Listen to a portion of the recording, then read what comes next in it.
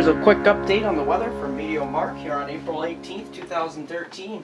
Let's get right into some photos here from Linden, Texas, Lucas. Let's take a look first. We have a nice flower here. Nice springtime flowers are in the bloom. Nice purple flower here. And you got a very nice amber-like sunset here. Looks like a sunset, I believe. Coming through the trees here. Nice, vivid, orangish, amberish colors. And then we get to what's been going on a lot down south lately. Take a look at these ominous looking photos here of thunderstorm. It looks like thunderstorms in the area here. And you can see the foreground here. We got some foliage, and then the background, very, very dark clouds rolling in. And here we got a nice overcast photo here. Nice backdrop here of some looks like some bright sunlight trying to come through the clouds, but things have just been so stormy down south lately. You got those really nice colors shining through the clouds here. You got foliage, foliage, foliage. Here's something we still don't have in the north. Look at this, and we go right in. You got the sun starting to come out here, bright sunlight coming through the trees. Looks really nice. And we've got a very, very nice, it looks like some overcast here. Kind of a dark backdrop, but look at the nice foliage really taking off across much of the south. And this has been the picture. This kind of overcast type situation's been the picture for much of the week here down south and in Linden, Texas. If we look at the severe weather map for Friday, Linden, Texas is well away from any severe weather, so conditions will improve greatly. And here across the east, that's where we're going to get into a squall line that will move through. Most of the squall line will not be severe. We'll have wind gusts to 45 miles per hour in the areas that are in orange. Not severe, but strong possibly.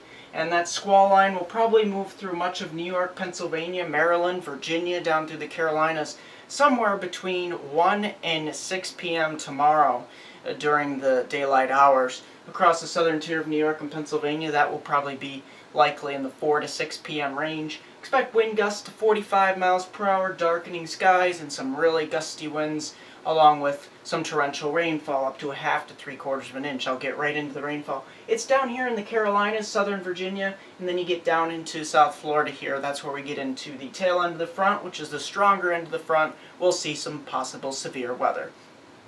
Let's get right into rainfall amounts. We've had serious rainfall problems around Michigan and extending over down towards the Mississippi River Valley, southern Wisconsin, Iowa, Illinois. Tremendous flooding going on, and we'll continue to see additional rains here in the Mississippi Valley, but those will slowly peter out as the front moves east. And you also have those heavy rains in Michigan that will move east by tomorrow, but we're still going to have 1/2 to 3/4 of an inch on average across much of the northeast mid-Atlantic, and even more than that here down in the southeast, where we'll get upwards of higher than an inch likely. Up over here in Ohio, Michigan, western Ohio, Michigan, and Indiana, that's where we could see an additional 1.5 inches, close to 2 inches of rain, especially right around Thursday night to Friday morning. But that should clear later by midday Friday.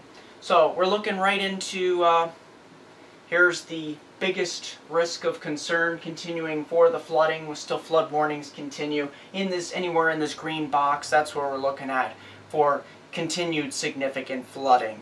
So we're going to get right into, I want to briefly touch on a storm scenario next week here.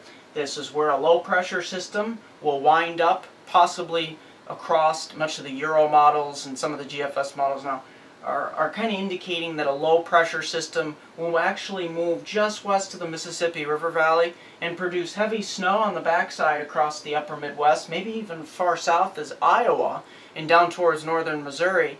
And we'll get some tremendous severe weather here in the Ohio and Mississippi River valleys here. So this is something to look to possibly the 23rd, 24th, and 25th of next week. I'll have more details later on that. So we're going to get into temperatures here. We're going to have a continued warm pattern here briefly on Friday, 60s and 70s up and down the East Coast, even some 80s down here in the Carolinas down through Florida. But that will quickly move off the coast, and cold air will set in here in the Great Lakes, 30s and 40s widespread, some 50s down in through the Mid-Atlantic. Conditions start to warm up out west.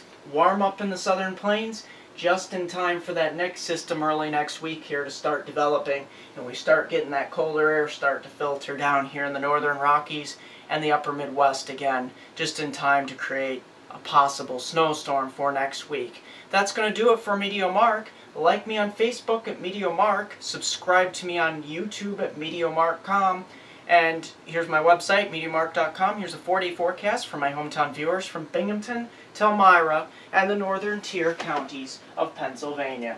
Taking a look at the forecast, rain and some embedded thunder showers here Friday. We probably won't make it to 70, we might, but that will be just briefly before the rain moves in. Thunderstorms likely.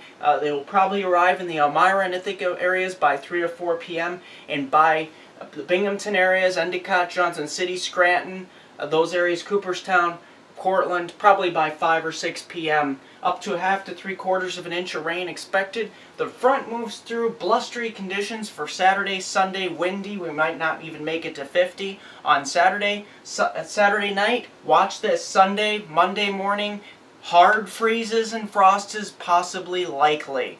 This is sad, but it's true. Here we go. We're going to go down into the low to mid-20s across many of the colder, deeper valleys of the Susquehanna region. And we'll start to make it up towards maybe almost by 60 by heading on into Monday. That's going to do it for MeteoMark.